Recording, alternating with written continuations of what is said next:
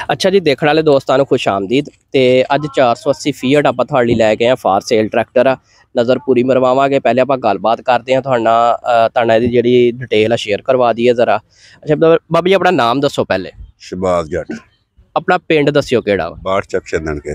बाढ़ चक चन्नन के फैसलाबाद का पिंड आ जी। तो शहबाज जट होना कोई ट्रैक्टर 480 फीट 7 मॉडल आ जी। 7 मॉडल ट्रैक्टर है जी। अच्छा जी। ते सारा बंद है, समान सारा लगा, सीट बंपर हुक टेप डब्बे हर शै लगी है। ते फार सेल आ, 14 लाख की डिमांड है। अच्छा, इतो कोई शै लाउणी तो नहीं आपां हुण? ना कोई शै नहीं लाउणी, जो लगा नाल ही देना। इदां ही देना वा। जिहड़ी आपां गल दसनी है, जो दूरों आके लोग वेखण यही शै निकली, वही बराबर बराबर दसनी है। लगा नाल देना, कोई हुक नहीं लाउणी, कोई बंपर सीट टेप डब्बे कोई शै नहीं लाउणी, इस तरह ही देना जिद्दां इदां खलोता वा। अच्छा, हुण देखण वाले दोस्तां नूं जरा इहदी कंडीशन दिखा दईए किन्नी किन्नी है। टायर इहदे दसो पिछले किन्ने? 16 आने।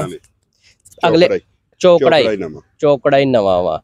खुला किते चाबी पाना नहीं लगा? नहीं, बिल्कुल ओके आ। इंजन दी आवाज आ, ब्लो शलो नहीं दिखाउंदा? नहीं, बिल्कुल ठीक हो गया। शो किन्नी है दी उत्तों दा? शो इहदी 12-13 आने कह सकदे, सारी दी सारी थल्लो तो 12-13 आने आ।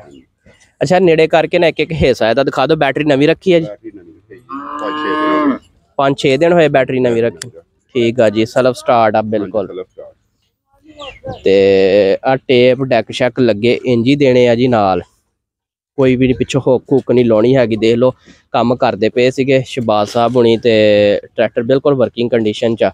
किते लीकेज शिकेज नहीं हैगी, कोई धोता नहीं गा, साफ तेल छेल मार के नहीं खड़ा किया। टायर शैर चौकड़ी नवी आ। ते शो भी तकरीबन 12-13 आने दसदे, बाकी तुसीं आप देख लेना वा। क्लोज करके एक एक पार्ट दिखाने का मतलब ये है कि तुसीं आप आने तो पहले जरा देख लेना, इनू देख के फिर रबता करना। नंबर तुहाडा शेयर करवा देने आ, ते आने तो पहले जिहड़ा वा वो नंबर जिहड़ा ना उत्ते रबता करके सारी इंफॉर्मेशन लै सकते हैं।